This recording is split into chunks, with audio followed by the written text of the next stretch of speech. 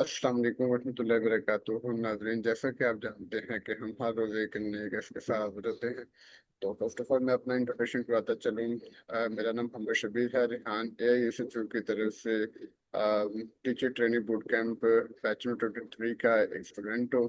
और हम एक नए गेस्ट के साथ आज इंट्रो करेंगे, उनका पॉडकास्ट करेंगे और उनसे जानेंगे कि उनकी लाइफ जर्नी क्या एक्सपीरियंस है और उनसे हम इस्तेफादा हासिल करेंगे। सबसे पहले अस्सलाम वालेकुम सर। वालेकुम अस्सलाम वरहमतुल्लाहि ताला वबरकातुहू। सबसे पहले थैंक यू सो आपको मच शबीर एजुकेशन वाला। जी, पहले तो हम आपको वेलकम करते हैं अपने पॉडकास्ट के अंदर। आपका शुक्रिया, आपने टाइम निकाला हमारे लिए। और जज़ाकल्लाह खैरा, आपका भी टाइम कीमती ही है। ऐसी तो कोई चीज़ नहीं है कि हमारा टाइम ही कीमती हो। आप जो आते हैं, आपका भी टाइम अल्हम्दुलिल्लाह कीमती ही है। तो हमें भी आपकी कदर है। जज़ाकल्लाह सर। मुफ्ती साहब, पहले तो हमारे नाज़रीन को अपना थोड़ा सा इंट्रोडक्शन करवा दें ताकि जो आपको नहीं जानते वो भी जान सके।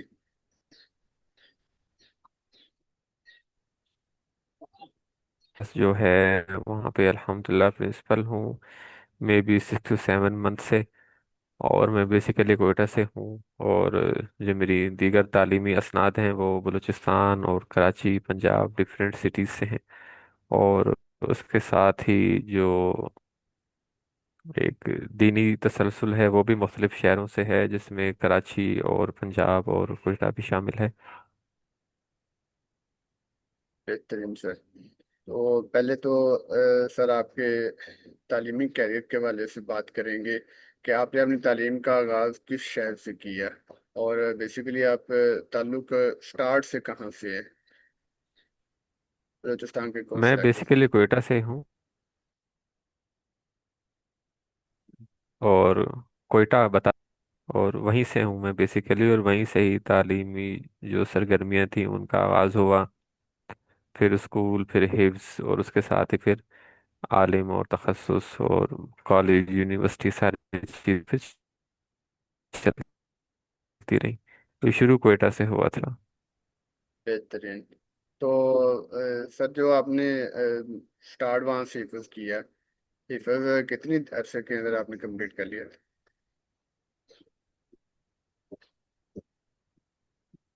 थे फिर मैंने छोड़ दिया था। बाकी फिर मैंने बाद में किया था, जब मैं स्कूल पढ़ रहा था उसके साथ साथ। और बाकी जो है आलिम बनते हुए मैंने खुद कंप्लीट किया था। दरअसल अमी का जो आपका 8 साल का कैरियर है वो एक ही जामिया के अंदर है कि वो डिफरेंट आपने चेंज कर करके कवर किया है? वो भी मुख्तलिफ था। वो भी मुख्तलिफ ही रहा। उस शुरू जो है वो किया था। सॉरी सर, आपकी आवाज़ कट गई है मेरा। उसके बाद जो है 3 साल या 3.5 साल वही पढ़ता रहा। कहाँ से कटी है? ये शुरू से जहाँ आप बताने लगे थे कि स्टार्ट आपने कहाँ से की है, दरअसल अमी।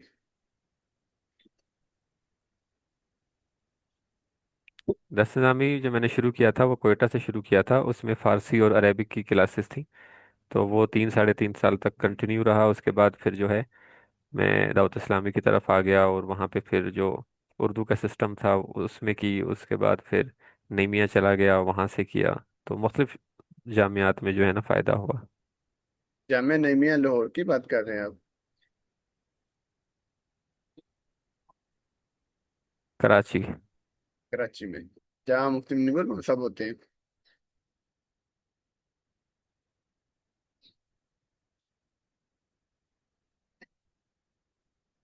ये आपकी आवाज़ कट रही है। जी, मेरी आवाज़ आ रही है मुफ्ती साहब आपको? जी जी, आ रही है। अच्छा, वो जामिया नईमिया जो कराची के अंदर है उसकी आप बात कर रहे थे? जी जी। सही हो गया। दावत इस्लामी में आपने कितना अरसा गुजारा है?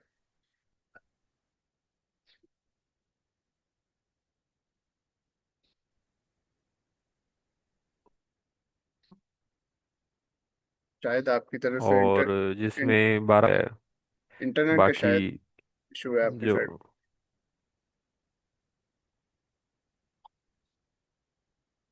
दावत इस्लामी का आप कुछ बता रहे थे, तो वो आपकी आवाज़ कट रही है।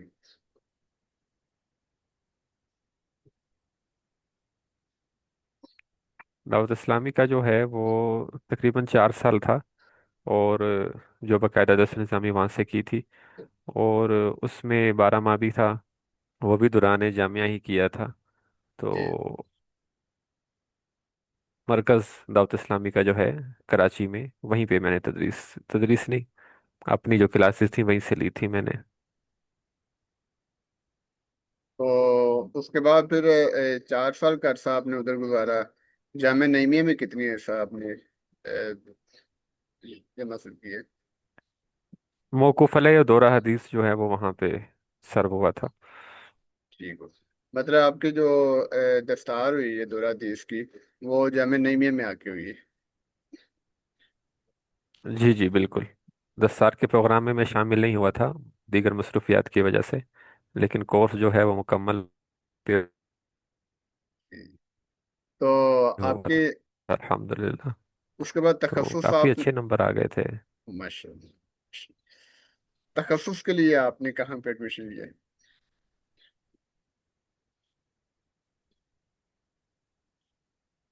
वो भी ऐसे ही था।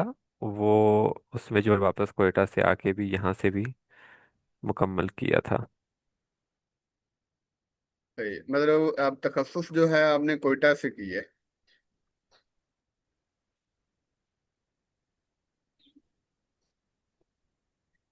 जी। जी जी, वो बलूचिस्तान से हुआ था मेरा कंप्लीट। ठीक। वहाँ के कोई जामिया जहाँ से आप मशहूर हो, जिससे जहाँ से आपने किया?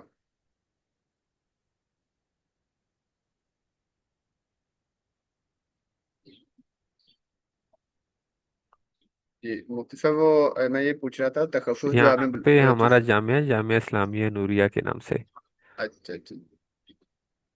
सही। बहुत ही ज़्यादा मशहूर इदारा है। ठीक।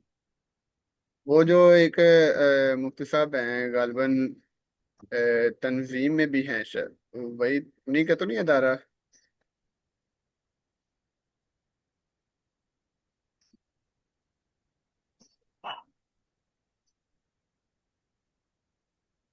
जी मुफ्ती साहब, मेरी आवाज़ आ रही?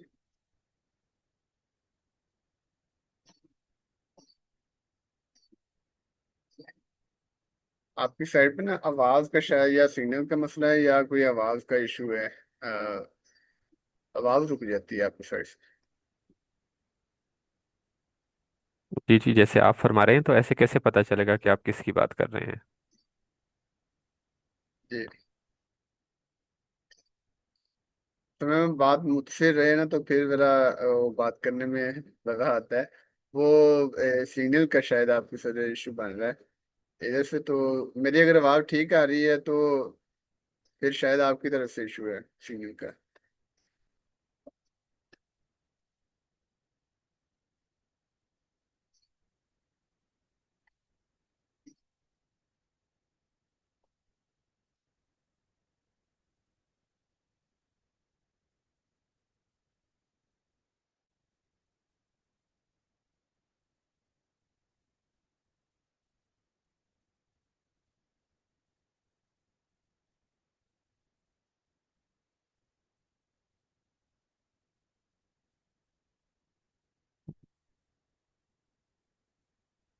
जी मुफ्ती साहब, आवाज़ आ रही मेरी?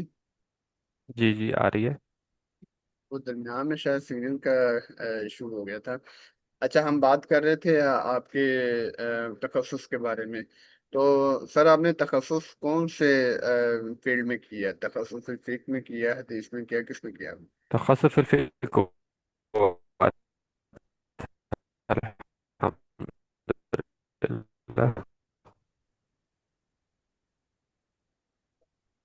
सर मेरी आवाज़ ठीक आ रही है?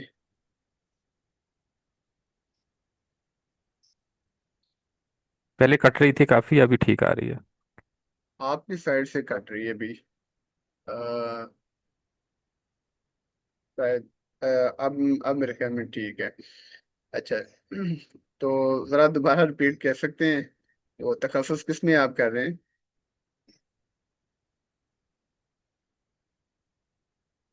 तखस्सुस जो कंप्लीट हुआ था वो तखस्सुस फिल फिक्र में हुआ था अल्हम्दुलिल्लाह। सही। तो दौरान तालिब इल्म में सर आपका जो फेवरेट सब्जेक्ट रहा हो, उसके बारे में बताना चाहें, कौन सा आपका फेवरेट सब्जेक्ट रहा है?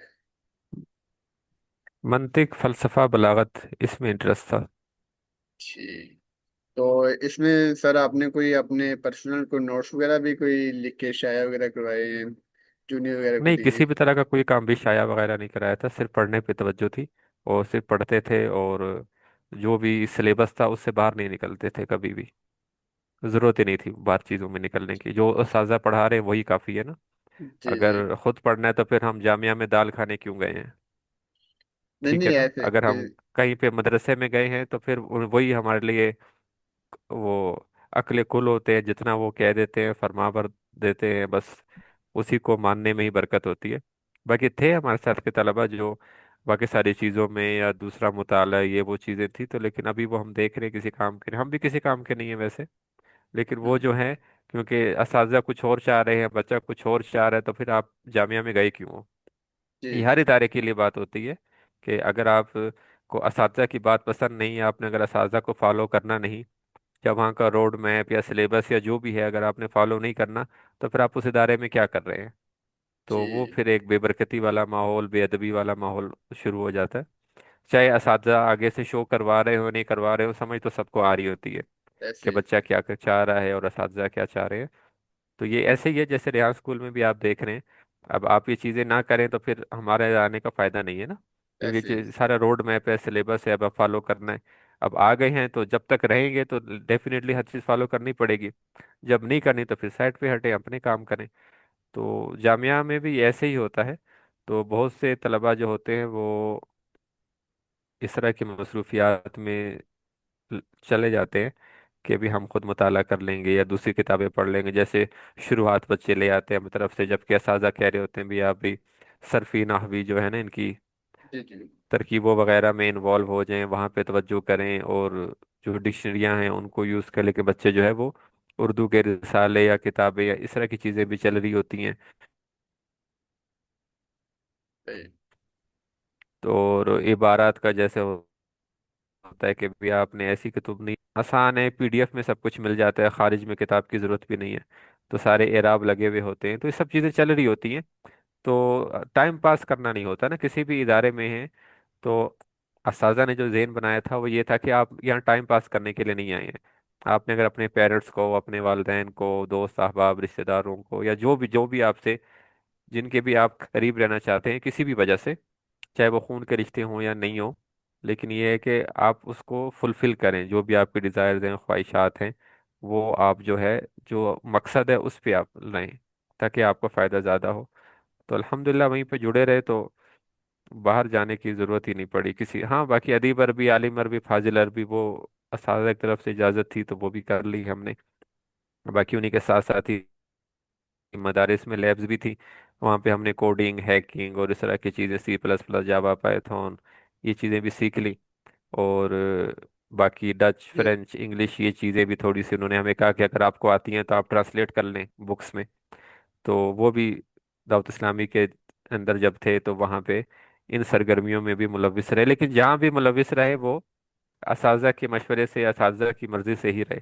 हाँ, जो मदरसा चेंज किया वो हमने अपनी मर्ज़ी से किया कि अब यहाँ नहीं रहना, अब कहीं और जाना है। बाकी जो भी चीज़ें थी वो असातिज़ा ही की मर्ज़ी से थी।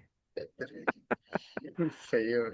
नहीं, ये बंदा कामयाब ही वही होता है जो साजा के रोड मैप पे ही चले। बंदा तो इधर उधर, क्योंकि वो सारा तो गुजर के आए होते हैं ना इस स्टेज से, सारा कुछ गुजर के उनको पता है कि कौन सा हम काम किया है, किसका हमें फायदा हुआ है, किसका नुकसान हुआ है। फिर वो चाहते हैं कि अब हमारे जो अगले स्टूडेंट्स वो इस नुकसान ना बर्दाश्त करें, वो जरा फायदा ही हासिल करें इन तजुर्बा से। लेकिन वो स्टूडेंट्स पे होता है ना कि वो इस अगर उनको ये समझ आ जाए कि नहीं जी फाजा की बात कर रहे हैं तो अपने तजर्बे से कर रहे हैं, फिर तो वो उसको फॉलो करेगा, मिन वन उसको अमल करेगा। लेकिन अगर वो कहेगा जी नहीं जी मैं मेरी अकले कुल है, तो फिर तो वो नुकसान ही उठाएगा। तो ये आपने बड़ी ही अच्छी आपने अच्छे तरीके से एक्सप्लेन किया इस वाले से। ये हर स्टूडेंट को चाहिए कि इस चीज़ को फॉलो करे। बाकी सर आपका दौरा जो दोहरा हदीस तक आपकी जो क्लास रही है, आपका सेशन रहा है, उसमें पसंदीदा उस्ताद कौन से रहे हैं? वैसे तो सारे उस्ताद ही अच्छे होते हैं, लेकिन एक होते हैं वो जरा वो दिल को ज्यादा लगते हैं। कौन से उस्ताद रहे हैं जो आपको सबसे ज्यादा पसंदीदा थे? बिल्कुल हम ऐसे ही चाहते थे कि कोई ना कोई पसंदीदा उस्ताद हो, लेकिन ऐसा हो नहीं सका। सबकी ही अपनी एक एफर्ट थी, सबकी ही एक अपनी जो है ना एक कहानी थी कि किस तरीके से वो यहाँ तक पहुँचे हैं। और सब के सब जो थे वो अमलियात के माहिर भी थे। तो फिर वो उनसे वो क्लासेस भी चलती रहती थी, और चिल्ले वगैरह और बाकी चीज़ें तरतीबें भी, और वज़ाए, फिर उनकी ज़कात, और फिर जो है ना जी और जी बहुत से मामला सब से ही चलते रहते थे। तो कोई ऐसे नहीं थे कि मतलब ज़्यादा पसंद थे। जी इस तरह से थे कि अमलियात के हवाले से ज़्यादा अटैचिंग किसी के साथ थी। बाकी ये कि सही बुखारी वालों से उनके हिसाब से अटैचमेंट थी। जी बाकी जो दीगर कुतुब थी उनके हवाले से दीगर असाजा से अटैचमेंट थी। लेकिन ऐसा नहीं थी कि कोई साजा ये कहता हो यार ये जो है ना मेरे साथ ज़्यादा अटैच है। सबके साथ ही अटैच थी। कोई ऐसा नहीं सोचा कभी। मतलब होना चाहिए था लेकिन नहीं हुआ, जी क्योंकि जी। शायद इतना टाइम ही नहीं था कि अभी इस चीज़ में पढ़ते अभी कौन ज़्यादा अच्छा है या हम किसके लिए ज़्यादा अच्छे हैं। हम्म। बस जिसका जो था वो करते गए, क्योंकि टाइम बहुत कम था। मौकूफ अलैह और 10 से 2 हदीस में आपको पता है कितने कुतुब होती हैं, क्या कुछ करना होता है, क्या क्या मामलात होते हैं। जी जी बाकी फिर हमारे वहाँ पे ये बज़्म वगैरह का सिस्टम था, और फिर वो रिकॉर्डिंग एडिटिंग ग्राफिक्स एडिटिंग वो सारी चीज़ें भी मैं ही देखता था। तो फिर वहाँ भी काफ़ी टाइम सर लग जाता था ना, तो फिर सारी चीज़ें सारी देखनी पड़ती थी। तो ये पसंद नापसंद का जो है ना इतना टाइम मिला नहीं, कर लेते। लेकिन ये जी। कि बस ठीक था, क्योंकि हर बंदा ही अपना पूरा दे रहा था ना। क्योंकि दोहरा हदीस कोई हलवा नहीं है कि ऐसे ही। आप कोई भी आके पढ़ा लेगा ना। जी जी ऐसे तो दस निज़ामी की कोई भी क्लास हलवा नहीं है, सबके लिए एक्सपर्ट ही चाहिए होते हैं। लेकिन जो दौरे में होते हैं या मौकूफ अलैह के साजा होते हैं उनकी पूरी ज़िंदगी का निचोड़ होता है। 10 15 20 साल तो उन्होंने तकरीबन इस फील्ड में गुजारे होते हैं। डायरेक्ट कोई आके दोहरा हदीस नहीं करवाना शुरू कर देता ना। वो भी जी नीचे जी से आहिस्ता आहिस्ता आहिस्ता आहिस्ता आके फिर निचोड़ करके। फिर जी सब असाजा थे, सब भी थे जिन्होंने अपनी अपनी जो फील्ड थी उन्होंने शुरुआत लिखी हुई थी। जैसे जी बुखारी वाले ने बुखारी की, मुस्लिम वाले ने मुस्लिम की, तिरमिजी वाले ने तिरमिजी की, सिराजी वाले ने सिराजी की, शरह अकायद नस्फिया वालों ने उनकी। तो वो सब मतलब उसमें बहुत ज़्यादा मंझे हुए थे। तो जी फिर इतना नहीं था कि बस देखते, लेकिन ये कि सीखने का बहुत कुछ मिला अल्हम्दुलिल्लाह। जी। काफ़ी सारा कुछ मिला उनसे, और भी चल भी रहा है, फ़ायदा भी हो रहा है अल्हम्दुलिल्लाह। अच्छा सर, ये देखा गया है कि बंदे जो शुरू करते हैं, हिफज वगैरह शुरू करते हैं, तो हिफज के अंदर ही उनको पता नहीं कोई ऐसा मसला होता है कि हिफज के दौरान ही छोड़ देते हैं। कोई 10 पारे करके छोड़ देते हैं, कोई 20 करके छोड़ देते हैं, कोई 30 करके छोड़ देते हैं। चले कोई जोर लगा लू कि कोई हिफज मुकम्मल कर ही लेता है। फिर वो दरअसल जामी में कोई इतना स्टार्ट कोई करता है, कोई पहले साल में छोड़ देता है, कोई दूसरे साल में छोड़ देता है। लेकिन जो देखा गया है कि हिफज कंप्लीट करके दो अपना दर्शन निज़ामी मुकम्मल करते हैं, उनके पीछे कोई ना कोई इंस्पायरेशन होती है या किसी का खास तवज्जो होती है। आपके पीछे किन का इंस्पायरेशन थी? आप कहाँ से मोटिवेशन लेते थे, या आपको कौन डील कर रहा था? एक मिनट एक मिनट प्लीज़, एक मुफ्ती साहब ने आज आना था, ज़रा उनकी मैं कॉल अटेंड कर लूँ। मैं जी अभी आपको जवाब देता हूँ, जस्ट एक मिनट। जी जी।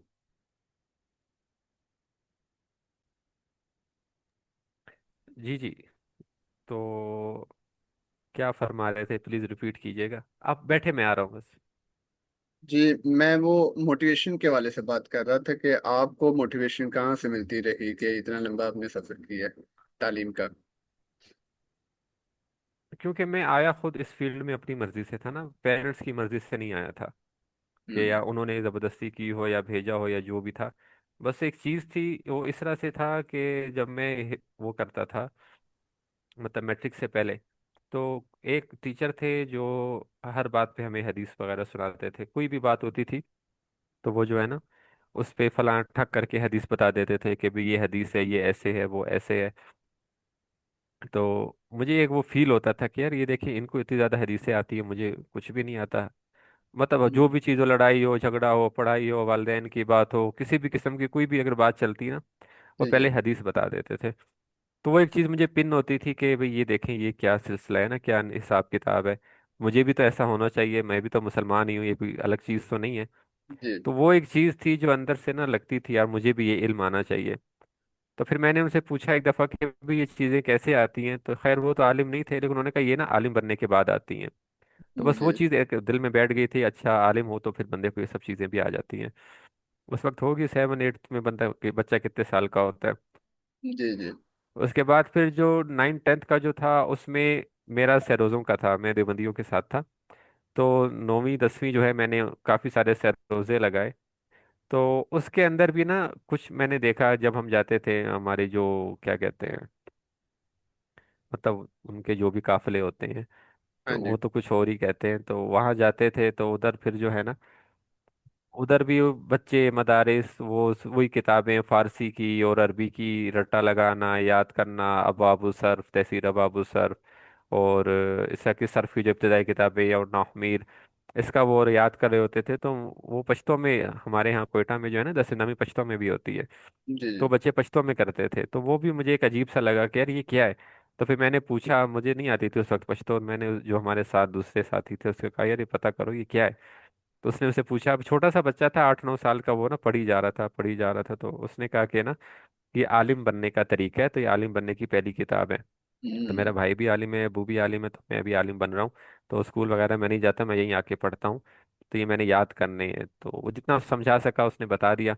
तो फिर वो चीज़ें ये नहीं कि अच्छा आलिम जो है ना कोई अच्छी चीज़ होती है, तो अगर बंदा बन जाए तो ये जो है ना अच्छा हो सकता है। जी तो इस तरह से चीज़ें चलती रहीं। तो फिर जब मैट्रिक ख़त्म हुआ तो फिर वालिदैन ने पूछा, नंबर अच्छे आए थे, कि अब जो है किस कॉलेज की तरफ जाना है। तो फिर मैंने कहा नहीं, मैंने आलिम बनना है। तो एक थोड़ा सा अजीब था क्योंकि पूरे ख़ानदान में कोई आलिम नहीं थे, जी। मतलब दादा परदादा में शायद कोई होंगे, उसके बाद कोई नहीं थे। परदादा से ऊपर के चक्करों में थे, उससे नीचे नहीं थे ना। सही। तो मैंने कहा ठीक है, ऐसे तो फिर ऐसे ही सही। तो बस फिर वो जब खुद ही आए थे एक फील्ड में, तो वो एक वो चीज़ पीछे से ज़ेन बनी हुई थी।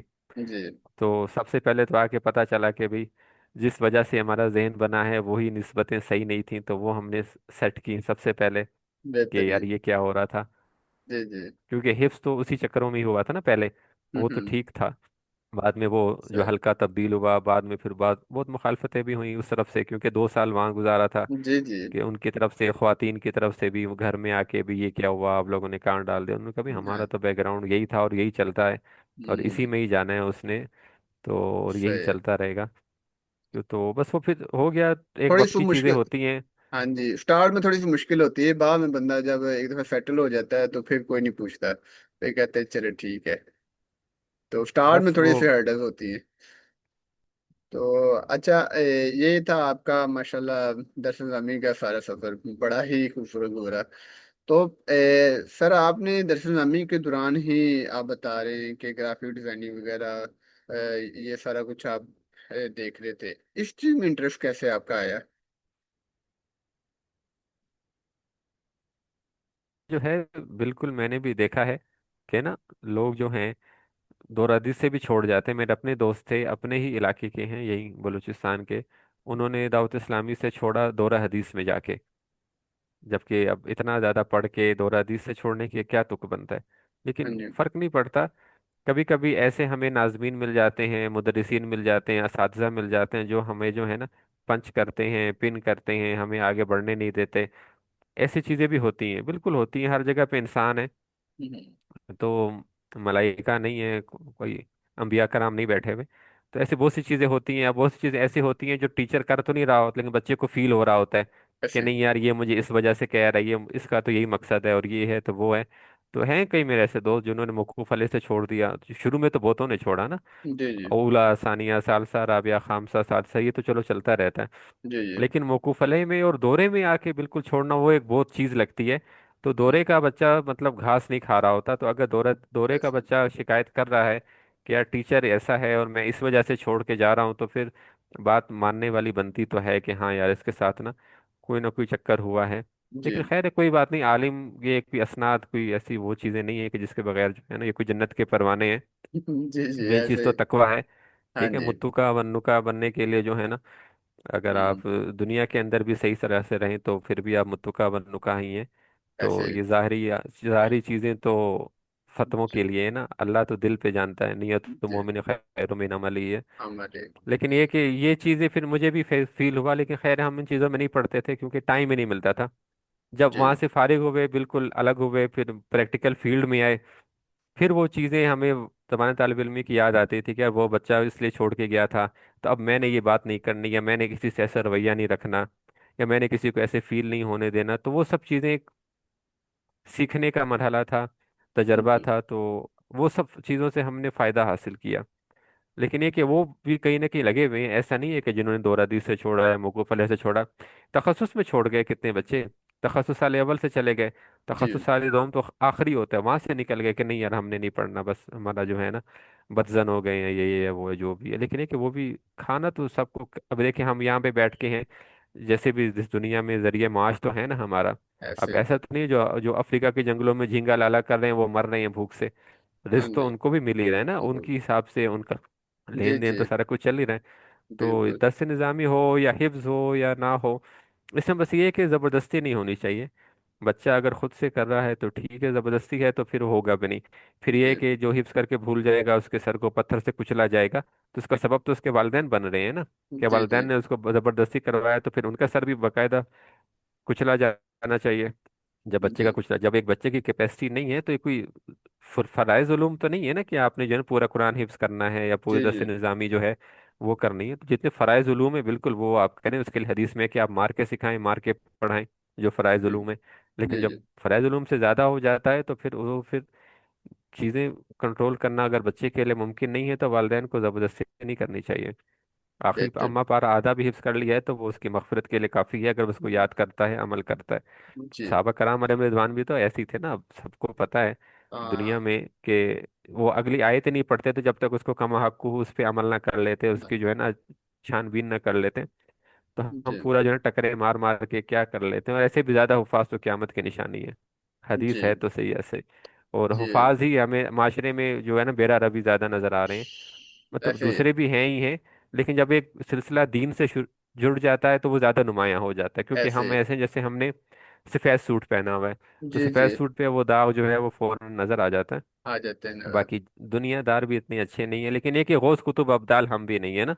लेकिन हम समझते हैं हमने कुछ दर्जे पढ़ लिए तो हम जो है ना विलायत के आला मकाम पे और गौस पाक के पड़ोसियों में शामिल हो गए हैं, तो ऐसा नहीं है। तो ये चीजें देखनी चाहिए, वो जुहद व तकवा होना चाहिए, तकवे की गुरूर बेस। तकब्बुर नहीं होनी चाहिए ना। ऐसे ही। तो गौसे आजम के पड़ोस में नहीं है हम काफी दूर ही हैं, तो यही समझना चाहिए खुद को। जी ऐसे ही अपने आप को खुशफहमी में नहीं रखना चाहिए, पहले अपने अमाल देखे बंदा, तो फिर ही बंदा को बात करेगा, वो हमें दावे इतने बड़े बंदा कर ले। तो सर ये तो माशाल्लाह आपने दीनी वाले से बहुत ही अच्छा गाइड किया आपने। अब आते हैं दुनियावी वाले से। पहले तो आपने भी बताया कि दरसुल नमी के दौरान ही आप ग्राफिक डिजाइनिंग वाली साइड पे आ गए थे, आप वो भी साथ मैंने करते ये भी मैंने करते थे। उस साइड में आपका इंटरेस्ट कैसे पैदा हुआ? इंटरेस्ट ऐसे था, मैंने जब हिफ्स शुरू किया था तो वहाँ पे हमारी लैब थी, और कंप्यूटर थे बकायदा, वहाँ पे हमें सिखाया जाता था हिफ्स में, कोयटा की बात कर रहा हूँ मैं। जी तो उस मैं पांचवी पढ़ के हिफ्स में आया था, तो जो पांचवी तक का जो मेरा स्कूल था वो सेंट मेरी स्कूल था यहाँ कैंट का। तो उसमें भी कंप्यूटर ही था, तो उसमें भी हमें कुछ ना कुछ सिखाया जाता था, लेकिन हम छोटे थे, क्या सीख सकता है छोटा बच्चा ना।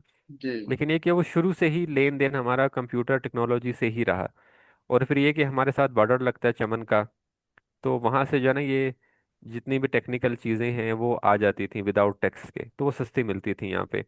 किसी भी जी किस्म का कंप्यूटर हो, मोबाइल हो, एलसीडी हो, कुछ भी हो, वो हमें बहुत सस्ता मिलता था।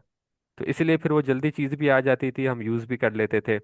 जबकि दूसरों तक वो रसाई दूर महंगी होती थी या देर से पहुंचती थी, यहाँ जी चीज़ें फौरन पहुंच जाती थी ना। इस वजह जी। से जो है ना, तो यहाँ पे रुझान ज़्यादा था टेक्नोलॉजी का, अभी भी काफ़ी ज़्यादा टेक्नोलॉजी का रुझान है। तो फिर जी वो जब पांचवी पढ़ी वो भी कंप्यूटर ही था, फिर जब हिव्स में आ गया तो वहाँ पे भी प्रॉपर लैब थी जिसमें हमें बकायदा सिखाया जाता था कंप्यूटर, पेंट, और उस वक्त के जो भी सॉफ्टवेयर्स थे, और एडिटिंग वगैरह छोटी मोटी और ये वो चीज़ें ना। जी तो फिर जब उसके बाद दूसरे स्कूल में गए हिप्स के बाद, तो वहाँ पे भी इसी तरह से लैब, कंप्यूटर और काफ़ी सारी चीज़ें, फिर खुद से भी बाहर से भी कोर्सेज करना शुरू कर दिए। तो और उसके बाद फिर जब आलिम बनना शुरू हुए तो फिर वहाँ पे लैब आ गई। फिर फैज़ान मदीना में एक अपनी बहुत बड़ी लैब है, नईमिया में एक और उनकी बहुत बड़ी लैब है। तो हर इदारों में ऐसे लैब्स थी तो फिर वहाँ के जो असातिज़ा थे, जब वो देखते थे यार इस बंदे को शौक है, तो फिर वो सपोर्ट भी करते थे कि चलो ठीक है, दूसरे 1 घंटा ले रहे हैं तो इसको 2 घंटे ले लो, ये दो दो क्लासेस ले ले, तो इस तरह की चीज़ें थी। और असातिज़ा ने जो शुरू में जहन दिया था हिफ्स से ही, कि दीन दुनिया कोई अलग चीज़ नहीं है, जी। ये सारा कुछ जो भी निकला है इसका जो मंबा है, माखज़ व मराजे जो भी है वो कुरान ही है। ऐसे तो ही। हमने कभी इसको अलग लिया ही नहीं। तो इसमें फिर ये कि हमारे असातिज़ा ने कभी हमारे हुलिये पे या इस तरह से या उस तरह से कभी बात ही नहीं की। ठीक है, जी आपका जो भी है, जैसा भी है आपका, वो ज़ाहिरी जो भी है, ज़ाहिर पे कभी भी बात नहीं की। अभी जी। भी जी हैं, अभी भी हम अपने असातिज़ा से मिलते हैं, शयूखुल हदीस हैं और काफ़ी अच्छे हैं। कभी भी उन्होंने हुलिये पे नहीं बात की यार ये देखो फलां बगैर टोपी के है, या बगैर इमामे के है, या बगैर चादर के है, या बगैर उसके है। क्योंकि उनको पता है कि देखें, ये टोपी ना पहनना इस बात का जवाज नहीं है कि आप किसी की दिल आज़ारी कर लें। सही है। या ऐसे ही है। इमामा नहीं पहनना इस बात का जवाज नहीं है कि आप जो है ना किसी की दिल आज़ारी कर लें, क्योंकि 7 बार काबे को गिराने से ज़्यादा जो है ना, मोमिन जो कहते हैं। एहतराम है वो मोमिन का है। तो चाहे हम ऐसे। मोमिन नहीं है या जैसे भी हैं, लेकिन उन्होंने ये कभी भी हमें जाहिर नहीं करने दिया, उन्होंने हमें यही सपोर्ट किया कि आप जो है। सही हो गया, बेहतरीन। तो सर आपने जब दोहरा दिस तक पहुंचे, तब तक आप कंप्यूटर की कौन कौन सी जो टेक्निक्स है वो सीख चुके थे?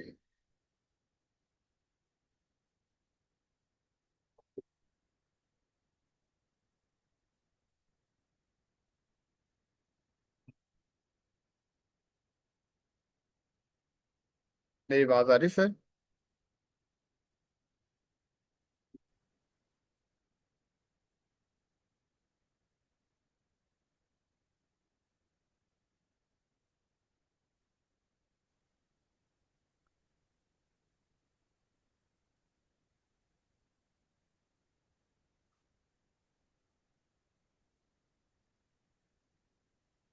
जी सर, लास्ट में एक दो बस क्वेश्चन आपसे करके इजाजत चाहेंगे। पहले तो ये बताइएगा कि आपने जो रेहान एआई इंस्टीट्यूट ज्वाइन की है, इससे पहले आते आते आपने कौन कौन सी जो स्किल्स हैं वो सीख चुके थे कंप्यूटर के रिलेटेड?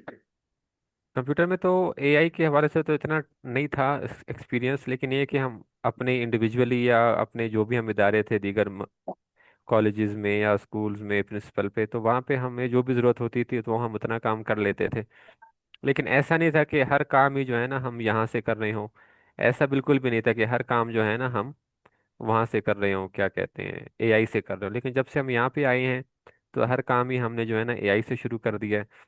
तो बाकी एडा फोटोशॉप, कोरल इलस्ट्रेटर, जावा, पाइथन, सी प्लस प्लस और ये वो चीज़ें तो पहले से ही चल रही थी। ये तो 2007 2006 से ही हम जो है ना इसमें घुसे हुए थे। क्या बात। लेकिन अब जब से यहाँ पर आए हैं तो तब तो डेफिनेटली सारा एआई से ही कर रहे हैं। अब Microsoft Office, Word, Excel, PowerPoint, PDF जो भी काम होता है, कोई भी सॉफ्टवेयर यूज़ करने की हाजत ही नहीं रहती, सारा काम जो है एआई से ही कर देते हैं। तो ऐसा नहीं था बिल्कुल। प्रॉपर एआई जो 100% में हम इन्वॉल्व हुए हैं वो यहीं आके हुए हैं।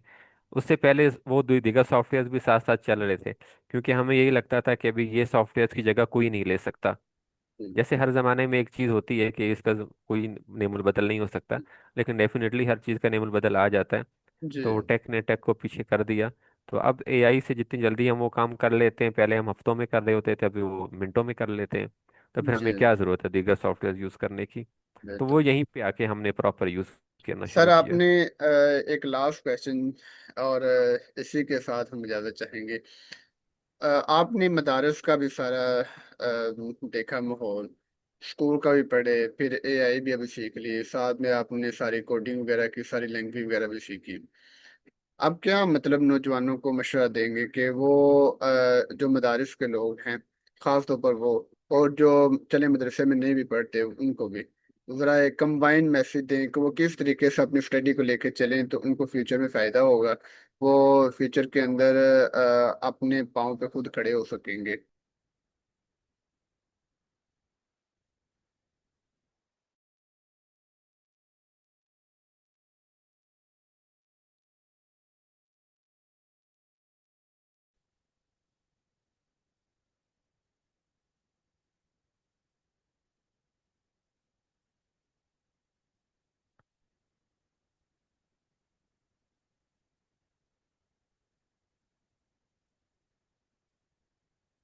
जी सर।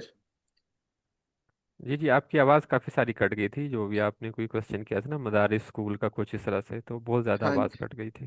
जी जी, मैं ये पूछ रहा था कि जो हमारे मदारिस के अंदर तालिब इल्म पढ़ रहे हैं, और जो इसके अलावा मदारिस के अलावा जो तालिब इल्म है दूसरी तालीम हासिल कर रहे हैं दुनियावी, वो एआई को किस तरीके से लेके चलें कि कल को वो अपने पाँव पे खड़े हो सके।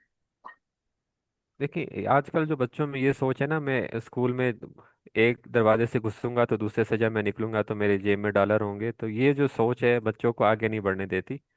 तो ऐसा कभी भी नहीं हो सकता कि आप जो है ना रेहान स्कूल के दरवाजे में दाखिल हों, तो जब आप निकलें तो आपके पास जो है ना डॉलरों की बोरी हो। तो उसके लिए टाइम लगता है। अगर ऐसा होता तो पूरी दुनिया इसी स्कूल में आ जाती और सीखती और कमाना शुरू कर देती, बेरोजगारी खत्म हो जाती। एक सोचने वाली बात है ना। तो जी ये जो जी थिंकिंग लेकर आते हैं ना बच्चे, वो अपना टाइम भी ज़ाया करते हैं, हमारा टाइम भी ज़ाया कर रहे होते हैं। तो हर जी चीज़ के लिए प्रैक्टिस चाहिए होती है, रियाजतें चाहिए होती हैं। तब जाके, अब जैसे आप भी जो कोर्स कर रहे हैं उसमें आपने देखा होगा एक ही टास्क बार बार बार बार बार बार आ रहा है ना। ऐसे।